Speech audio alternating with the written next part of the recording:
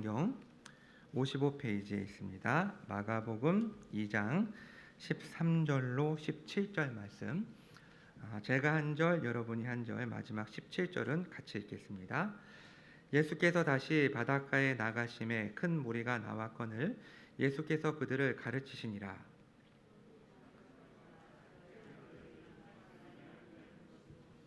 그에게 이르시되 나를 따르라 하시니 일어나 따르니라. 그의 집에 앉아 잡수실 때에 세리와 죄인들이 예수와 그의 제자들과 함께 앉았으니 이는 그러한 사람들이 많이 있어서 예수를 따름이로라. 예수께서 죄인 및 세리들과 함께 잡수시는 것을 보고 그의 제자들에게 이르되 어찌하여 세리 및 죄인들과 함께 먹는가? 예수께서 들으시고 그들에게 이르시되 건강한 자에게는 의사가 쓸데없고 병든 자에게라야 쓸데있느니라. 나는 의인을 부르러 온 것이 아니요 죄인을 부르러 왔노라 하시니라. 아멘. 우리는 계속해서 예수님께서 이 마태를 부르시는 이야기를 함께 나누고 있습니다. 마가복음 2장 13절로 17절에 기록된 이 본문은 크게 두 부분으로 나눌 수가 있는데, 첫 번째 부분은 13절과 14절로 예수님께서 이 마태, 세리, 레위를 부르시는 이야기가 나와 있고, 15절로 17절은 이로 인해 발생되는 식탁 논쟁에 대한 이야기입니다. 지난 시간 우리는 이 예수님께서 이 마태를 부르시는 이야기가 일전에 예수님께서 이 갈릴리 호수에 있었던 이 4명의 어부들을 부르는 이야기와 굉장히 흡사하다라는 것을 함께 나누었습니다. 그것들의 공통점은 이 어부 출신의 제자들도, 그리고 이 마태도 동일하게 메시아를 고대하고 소망하는, 기대하고 있었던 그런 마음들이 있었고, 예수님께서 그들을 부르셔서 제자로 삼아 주셨다라는 것입니다. 하나님은 당신의 기쁘신 뜻대로 당신의 백성들을 부르십니다. 때문에 우리가 아무리 원하고 바란다고 해서 하나님께서 우리의 의지에 따라 우리의 소원을 보고 하나님이 우리를 부르시는 것은 아닙니다. 어떠한 기계적으로 우리가 바랬을 때 그 임계량이 차서, 그 탱크에 우리의 소망이 가득 차서 자동적으로 하나님께서 우리를 만나주시는 것이 아닙니다. 결국 우리의 의지로 하나님을 만날 수 있는 것은 아닙니다. 하나님은 철저하게 주권자로서 당신의 기쁘신 뜻대로 우리를 부르십니다. 하지만 우리는 하나님이 아닙니다. 하나님이 누구를 부르시는지 알 수 없죠. 그럼 우리는 하나님께서 당신의 주권대로 사람들을 선택하시고 부르시는 것이기 때문에 가만히 있으면 될까요? 하나님과의 관계 속에서 하나님이 우리를 구원하시는 것, 하나님이 우리를 성숙하게 하는 것, 이러한 모든 것들을 우리는 그저 하나님이 다 알아서 하시니까 수동적으로 우리는 가만히 있고 하나님을 기대하고 그냥 가만히 있는 것이 우리가 마땅히 해야 할 태도일까요? 그렇지 않습니다. 우리는 간절한 마음으로 주님을 찾고 주님을 구해야 합니다. 그럴 때 하나님은 자신을 찾는 자들에게 성령을 부어주십니다. 말씀을 한번 찾아보도록 하겠는데요. 누가복음 11장 9절로 13절입니다. 우리가 잘 알고 있는 말씀이죠. 누가복음 11장 9절로 13절 말씀, 신약성경 112페이지입니다. 같이 한 목소리로 읽도록 하겠습니다.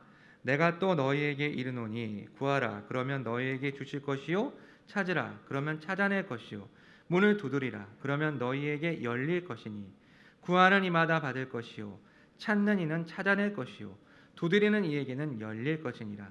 너희 중에 아버지 된 자로서 누가 아들이 생선을 달라 하는데 생선 대신에 뱀을 주며 알을 달라 하는데 전갈을 주겠느냐? 너희가 악할지라도 좋은 것을 자식에게 줄 줄 알거든 하물며 너희 하늘 아버지께서 구하는 자에게 성령을 주시지 않겠느냐 하시니라. 무슨 말씀입니까? 우리가 찾고 구하고 두드리는 것은 바로 하나님께 이 성령을 얻기 위해서 이와 같이 간절한 마음으로 나아가야 한다는 것을 말씀하고 있는 것입니다. 성경 말씀뿐만 아니라 지난 시간 우리는 이 교회 역사 속에서 수많은 믿음의 선배들이 하나님 앞에 간절하게 구했을 때 하나님께서 그들에게 은혜를 베풀었던 은혜를 베푸셨던 사건들을 함께 나누었습니다. 부흥이 일어나게 되었고 또 놀라운 선교의 역사가 5명의 이 대학생들을 통해서 일어나게 되었다는 것을 함께 나누었습니다. 이것이 지난 시간 우리가 나누었던 내용이고 이제 이야기는 계속 진행이 됩니다. 먼저 오늘 본문 15절 말씀을 한번 읽어보도록 하겠습니다. 시작. 그의 집에 앉아 잡수실 때에 많은 세리와 죄인들이 예수와 그의 제자들과 함께 앉았으니 이는 그러한 사람들이 많이 있어서 예수를 따름이러라. 예수님으로부터 부름을 받은 마태는 굉장히 기뻤던 것 같습니다. 그래서 그는 예수님과 제자들 그리고 자신의 친구들을 모아서 함께 공동 식사, 함께 밥을 먹게 됩니다. 자, 사실 원어로만 보았을 때는 그의 집에 앉아 잡수실 때에라는 이 문장 속에서 이 3인칭 대명사 그가 이 마태를 의미하는 것인지 예수님을 의미하는 것인지 모호합니다. 정확하지가 않습니다. 그래서 만약에 마태라고 한다면 이 집은 마태의 집이 될 것이고 예수님이라고 한다면 이 집은 예수님의 집이 될 것입니다. 누구의 집일까요? 그런데 우리는 두 가지의 이유를 통해서 이 집이 마태의 집이라는 것을 분명하게 알 수가 있습니다. 다른 병행 본문인 누가복음 5장 29절을 보면 제가 읽어드리겠습니다. 레위가 예수를 위하여 자기 집에서 큰 잔치를 하니 똑같은 이야기를 기록하고 있는 누가복음 5장에서 이 집이 레위의 집, 이 마태의 집이라는 것을 밝혀주고 있고 또 일전에 예수님께서 어부 출신의 이 제자들을 부르셨을 때에 예수님에게 부름을 받았던 이 제자들 시몬과 이 안드레가 자신의 집으로 예수님을 초대하는 모습을 볼 수가 있습니다. 자연스럽게 예수님으로부터 부름을 받은 이 마태가 예수님을 대접했다라는 것을 우리는 알 수가 있습니다.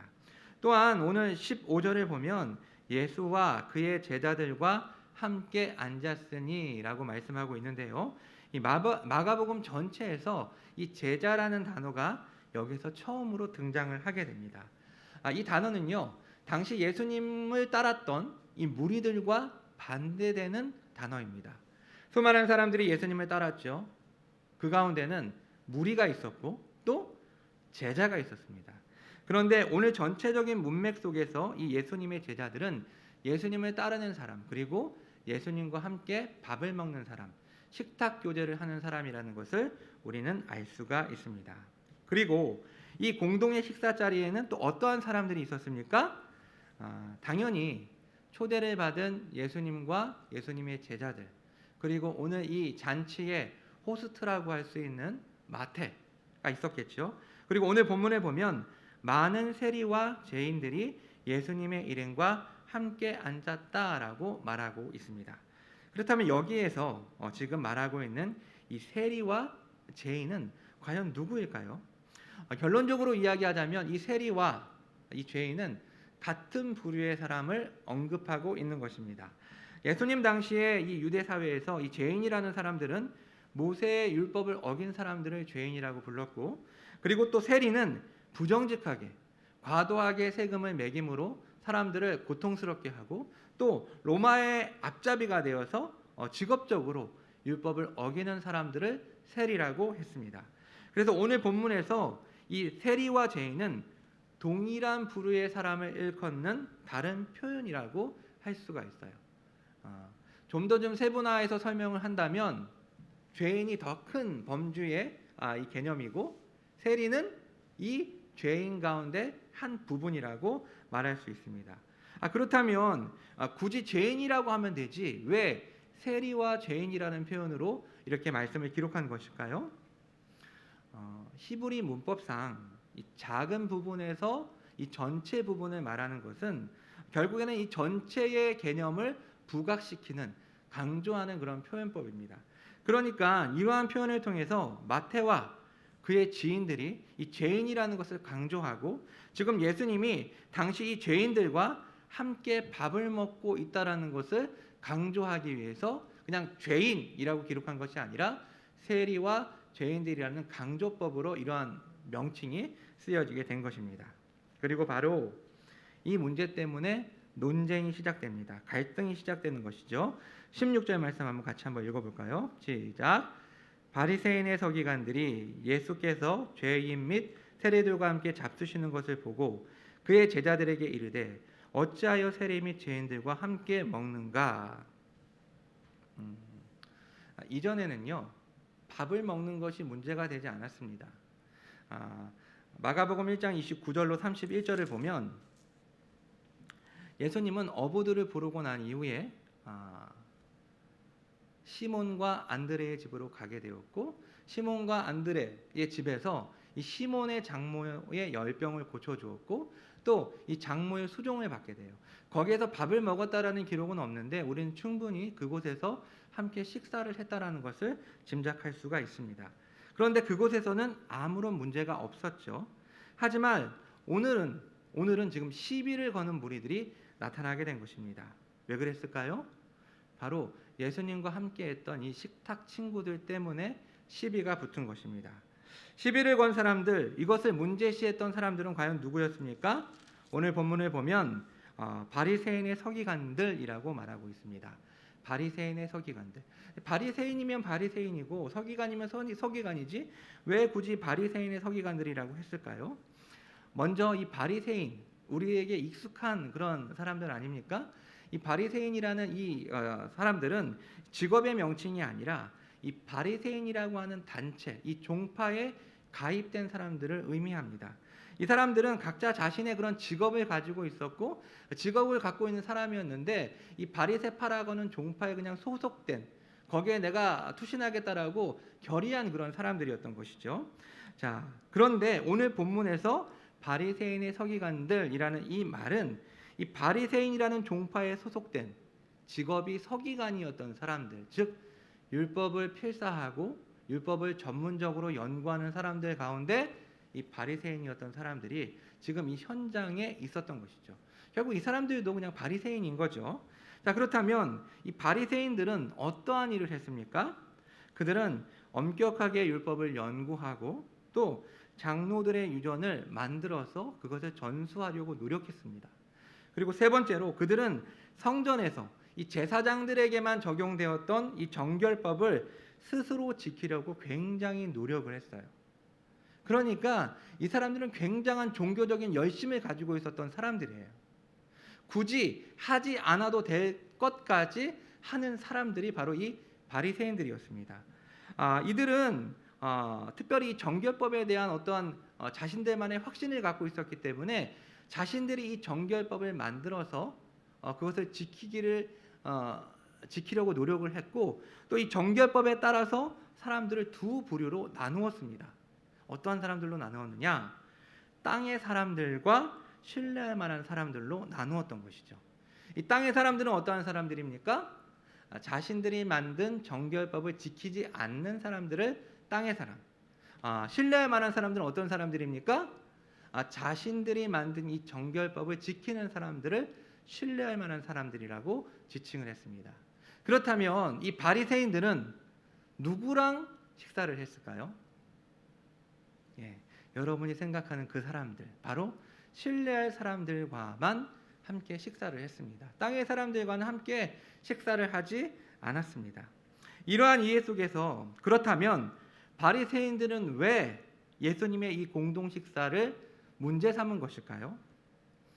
첫 번째는 예수님의 행동이 자신들이 만든 이 정결법에 위배가 되기 때문입니다. 그들의 관점에서 이것은 굉장히 당연한 일이라고 할 수 있겠죠. 물론 우리는 지난 시간에 이 마태라는 사람에 대한 후한 평가를 내렸습니다. 마태가 지금 비록 세관에 앉아서 이 세리짓을 하고 있지만 그는 율법에, 이 구약에 능통한 사람이었고 또 무엇보다도 메시아를 기다리고 소망하는 사람이었을 것이라고 우리는 함께 생각을 했습니다. 하지만 오늘 이 마태와 그리고 그가 어울리는 사람들을 이 바리새인들의 관점에서 보았을 때는 어떠한 사람들이었습니까? 죄인들, 땅에 속한 사람들, 땅의 사람들이었습니다. 그런데도 예수님이 이 죄인들과 함께 밥을 먹고 있는 것입니다. 자신들은 이 사람들과 함께 식사도 하지 않고 심지어는 세리들은 접촉하면 부정해진다라는 생각을 가지고 있었기 때문에 식사는커녕 이게 돌아가는 사람들이었는데 예수님이 이 사람들과 함께 식사를 하고 있었던 것입니다. 즉 예수님의 행동은 이 바리새인들의 정결법에 위배가 되는 그런 행동이었습니다. 두 번째로 바리새인들이 예수님의 공동 식사를 문제 삼은 이유는 또 있습니다. 그것은 바로 죄인들과 함께 이 밥을 먹는 것은 당시 회계 규정에 어긋나기 때문입니다. 당시 식사는 이 동일한 계층의 사람들과만 할 수 있었습니다. 땅의 사람들은 땅의 사람들끼리만, 이 신뢰할 만한 사람들은 신뢰할 만한 사람들끼리만, 유대인들은 유대인끼리만, 이렇게 계층이 밥을 먹는 것을 통해서 계층이 나눠줄 수 있었던 것이죠. 하지만 한번 이러한 계층이 정해지면 변동이 불가했는가? 그렇지는 않습니다. 이 땅의 사람들, 이 죄인들도 다시 유대 사회로 돌아와서 그들과 함께 밥을 먹을 수 있는 방법이 있었는데 그것은 바로 회개입니다. 그리고 이 회개를 하기 위해서는 율법이 규정하고 있는 대로 성전에서 제사를 드려야만 했습니다. 그러니까 제사를 드리고 나면, 회개를 하고 나면 이 죄인도 용서를 받아서 이 유대의 무리로 같이 들어올 수 있었고 또 함께 식사를 할 수 있었던 것이죠. 그러나 문제는 그 자리에 있던 이 세리와 죄인들이 회개의 절차를 따랐다라는 그 어떤 언급도 없고, 그럼에도 불구하고 예수님은 아무런 조건이 없이 그들과 함께 식사를 했던 것입니다. 즉 이 바리새인들이 봤을 때는 예수님이 이 죄인들과 함께 밥을 먹은 것은 당시 그들이 가지고 있었던, 유대인들이 지키고 있었던 이 회개의 규정을 위반한 것이었습니다. 이러한 이유들로 인해 이 바리새인들은 예수님의 제자들에게 어찌하여 세리 및 죄인들과 함께 먹는가라고 따졌던 것입니다. 그러나 사실 이렇게 드러나는 이유들로 바리새인들이 예수님께 트집을 잡고 시비를 걸고 있지만 이미 그들은 예수님에 대한 불편한 마음을 가지고 있었습니다. 즉 이들은 어떠한 이유가 아닌 예수님에 대해서, 예수님 그 자신에 대해서 지금 시비를 걸고 있는 것입니다. 예수님은 당시 갈릴리 지역에서 하나님 나라를 선포하고 그 메시지를 선포할 때 놀라운 이적들이 일어났어요. 사람들이 예수님이 하나님 나라의 복음을 선포했을 때 굉장히 귀히 여기고 놀랍게 여겼습니다. 그리고 그 말씀이 선포되는 그 현장에는 반드시 놀라운 기적들이 발생을 했어요. 그러니까 사람들의 관심을 받고 있었죠. 혹시 저분이 메시아가 아닐까라는 생각을 했고, 적어도 그 당시 사람들에게 예수님은 종교 지도자로 인정을 받고 있는 상황이었습니다. 때문에 일전에 예수님께서 중풍병자를 고칠 때도 그 지역의 종교 지도자들뿐만이 아니라 저 멀리 유대에서부터, 수도인 예루살렘에서부터 이 종교 지도자들이 예수님을 보기 위해서 그 현장을 찾았던 것입니다. 그런데 이 예수님께서 자신들이 세운 원칙뿐만 아니라 당시 유대인들의 일반적인 종교 의식까지 위반했기 때문에 가뜩이나 예수님이 마음에 들지 않고 불편한 마음을 가지고 있었는데 이제 소리내어 불평하기 시작하는 것입니다. 여러분, 이게 굉장히 좀 대조되는 그런 부분들이 있는데 한번 8절 말씀 볼까요? 8절.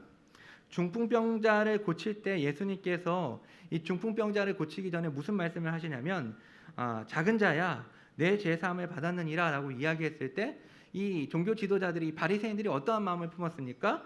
8절을 보면 그들이 속으로 이렇게 생각하는 줄을 예수께서 곧 중심에 아시고 이르시되 어찌하여 이것을 마음에 생각하느냐라고 말씀을 하세요.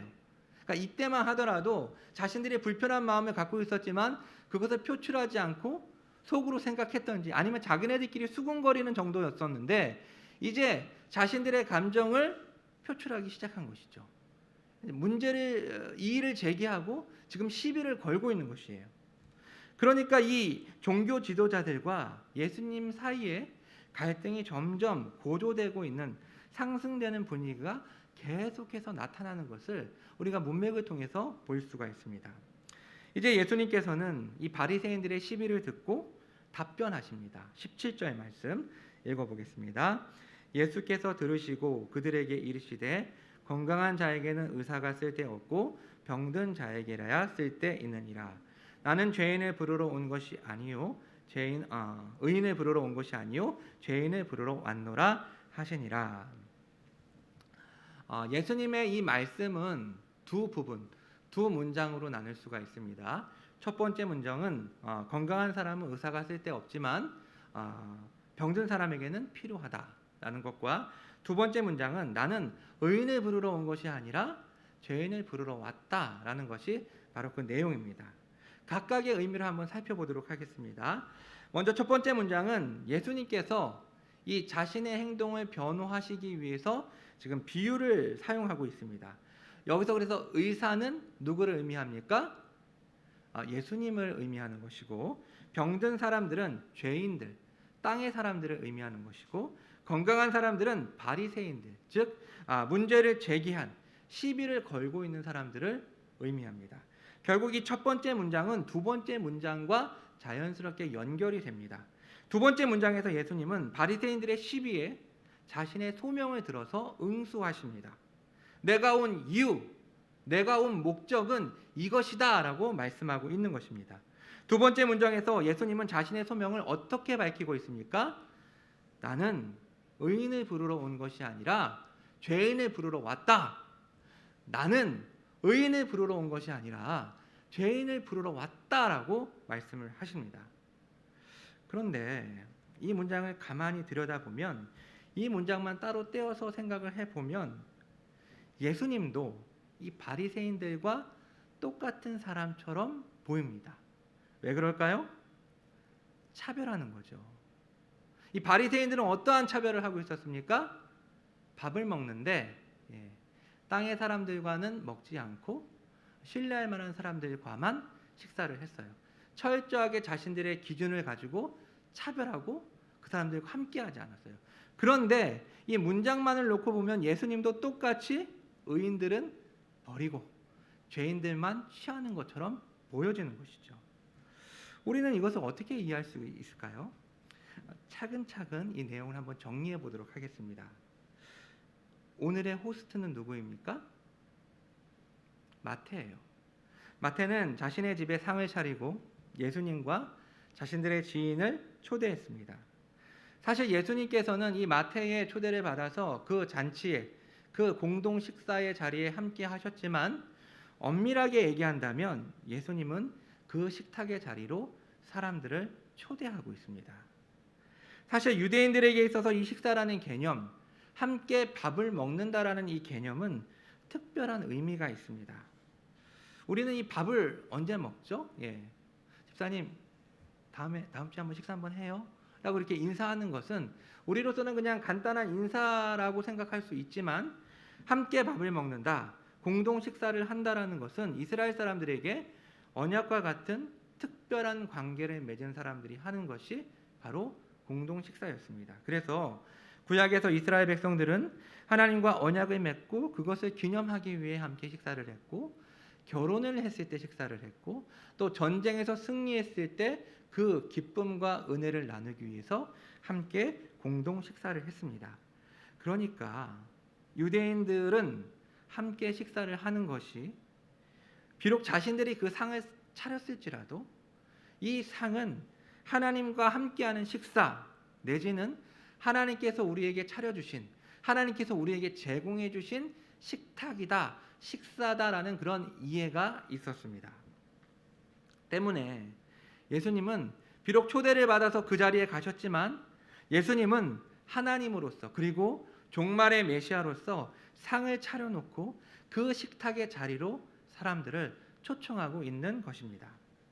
그런데 예수님이 제공하시는 이 식탁에는 누가 왔습니까? 죄인들만 왔습니다. 의인은 오지 않았습니다. 사실 본문은 의인과 죄인을 구분하고 있지만, 여러분 의인이 있습니까? 의인은 없습니다. 로마서 3장 10절을 보면 의인은 없나니 하나도 없다라고 단정적으로 말하고 있습니다. 여기서 의인은 성경이 인정하는, 그리고 예수님이 인정하는 의인이 아닙니다.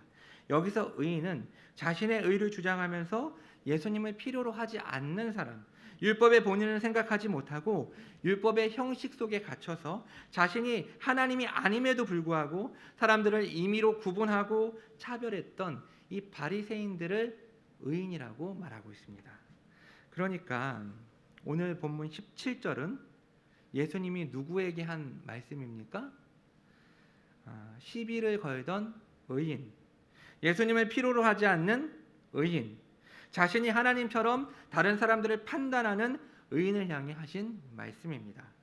결국 예수님께서는 모든 사람들을 이 식탁의 자리로 초청하시지만 이 의인들은 자신의 선택으로 이 식탁을 거부하고 거절했던 것입니다.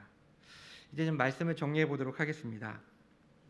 결국 마태를 제자로 부르시는 이 이야기는 예수님과 유대 종교 지도자들 사이에 갈등이 더욱 고조되고 있음을 보여주는 하나의 사건이라고 할 수 있습니다. 계속해서 이러한 갈등은 더 심화되어 나타날 것입니다. 바리새인들은 예수님이 이 접촉하면 부정해지는 이 죄인들과 함께 식사를 하는 것이 마음에 들지 않았습니다. 그런데 오늘의 본문 속에서 그들에게는 예수님을 책잡을 만한, 예수님을 트집잡을 만한 것들이 굉장히 많이 있었습니다. 그래서 죄인들과 함께하는 예수님은 자신들의 정결법을 어겼고 또 유대인들의 종교 의식을 위반하는 것이었기에 그들은 예수님의 제자들에게 따졌어요. 예수님의 제자들에게 따졌습니다. 물론 스승과 제자가 이 상호 책임을 지는 이 당시의 관습에 따르면 제자들에게 따진 것은 곧 예수님에게 따진 것이죠. 하지만 이때는 예수님이 아닌 제자들에게 따졌습니다. 근데 계속 이어지는 이야기를 봅시다. 예수님께서 금식에 관한 질문을 받으시는 금식 논쟁이 이어지고 또 이제 안식일에 미리 싹을 자르는 그런 사건들이 일어나게 되는데 이때에는 이 바리새인들이 누구에게 따집니까? 이제 예수님에게 직접 따지는 것을 볼 수가 있습니다. 어쨌든 자신을 향한 비난에 예수님은 답변하십니다. 내가 온 이유, 내가 성육신하여 이 땅에 온 목적은 의인을 부르러 온 것이 아니라 죄인을 부르러 왔다라고 말씀하십니다.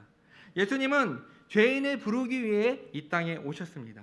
예수님은 죄인들을 위해 상을 차리시고 천국의 잔치로 초청하고 계십니다. 누구든지 이 부름에 반응하여 나올 수 있습니다.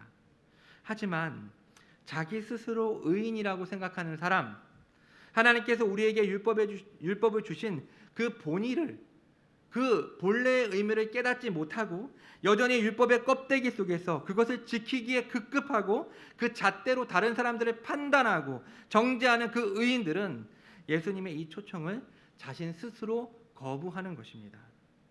사랑하는 성도 여러분, 그렇다면 오늘 이 말씀을 통해서 우리는 어떠한 교훈을 얻을 수 있을까요? 오늘 바리새인들이 예수님을 향해 제기했던, 예수님을 향해 시비를 걸었던 이 두 가지 내용을 가지고 우리는 함께 주님의 메시지를 찾도록 하겠습니다.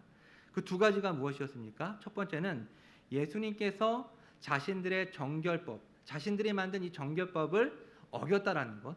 두 번째로 예수님은 회개의 규정, 즉 일반적인 종교 의식을 위반했다라는 것이었습니다. 첫 번째 시비거리에 대해서 먼저 이 바리새인들이 만든 이 정결법이 포함된 이 바리새인들의 유전은 성경과는 아무런 상관이 없는 쓰레기였습니다. 물론 그들의 열심, 율법을 끝까지 지키려고 하는 그 열정은 우리가 본받아야 합니다. 예수님께서도 산상설교에서 우리의 의가 서기관과 바리새인들보다 더 낫지 않으면 우리가 천국에 들어갈 수 없다라고 분명하게 말씀하십니다. 하지만 하나님에 대한 오해 속에 만들어진 이 열심, 이 열정은 결국에는 잘못된 삶으로 열매를 맺을 수밖에 없습니다.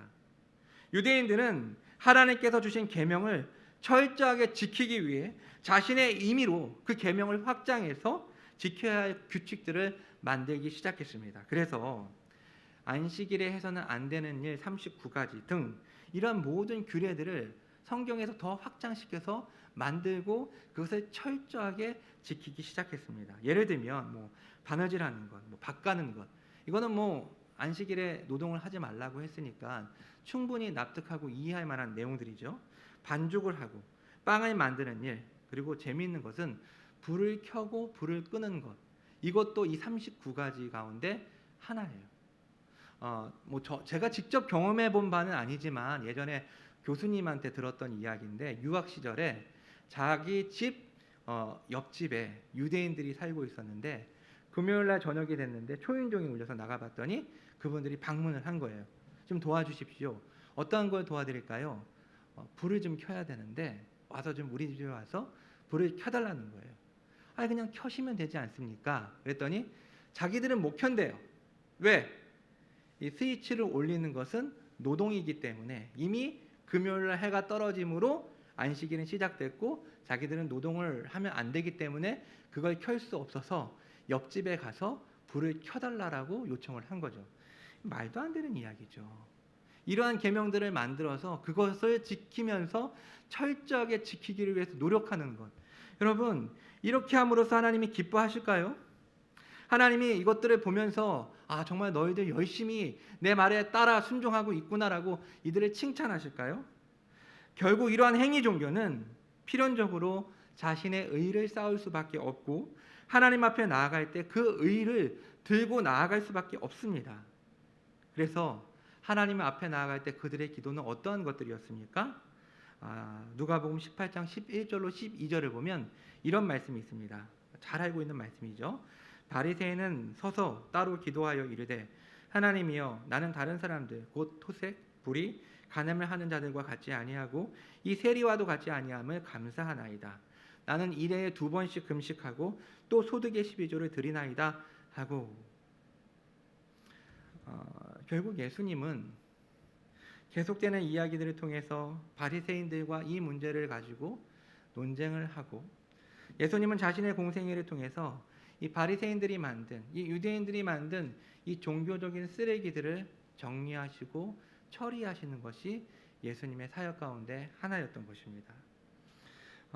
두 번째 시비거리는 예수님께서 회개의 규정을 위반했다는 것입니다.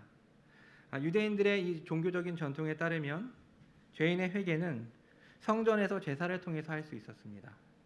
하지만 예수님은 이 세리 마태를 부르시는 이 이야기를 통해서 하나님께 나아가는 참된 회개는 성전 제사가 아니라 자신을 따르는 것임을 우리에게 보여주고 있습니다. 즉 성전 제사를 통해서 회개를 하는 것이 아니라 예수님을 따르는 것이 참된 회개다라는 것을 우리에게 말씀하고 있는 것이죠.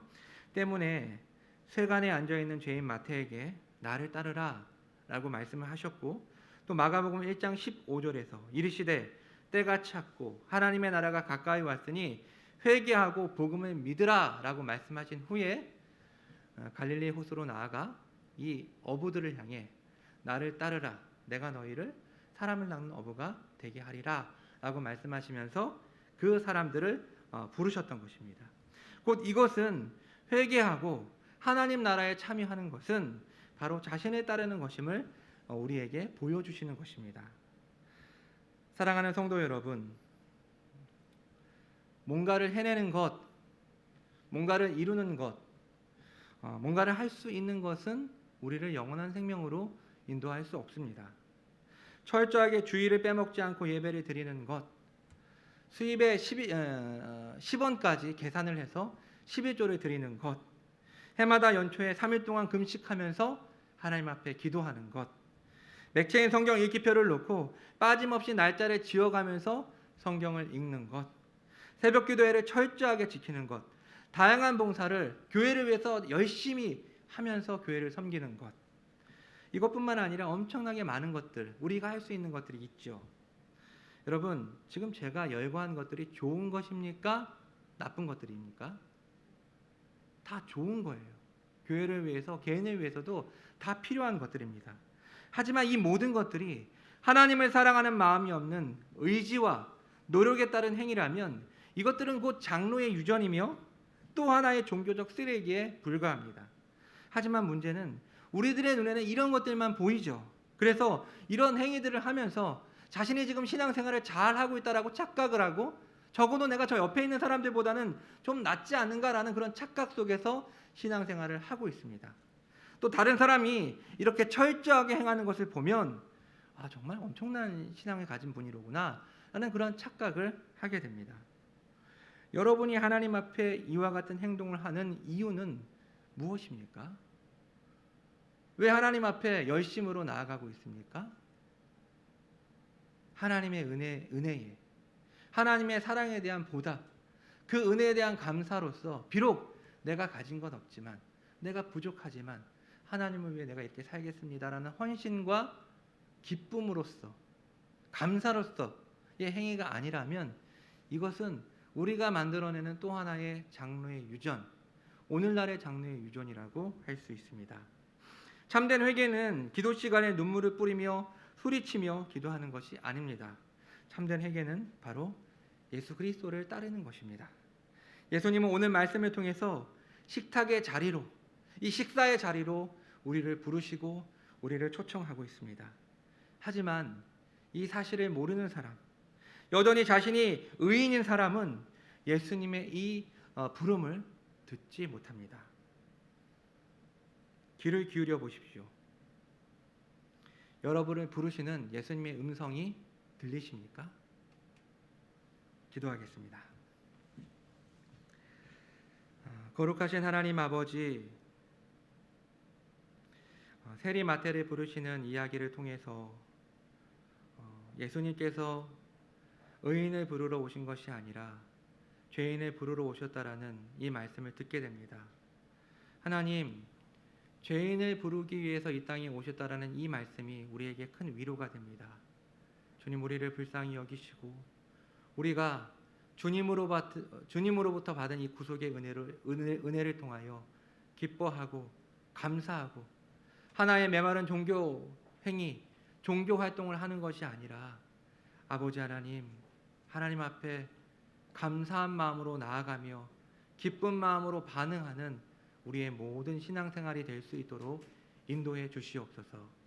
이 모든 말씀 예수 그리스도의 이름으로 기도합니다. 아멘.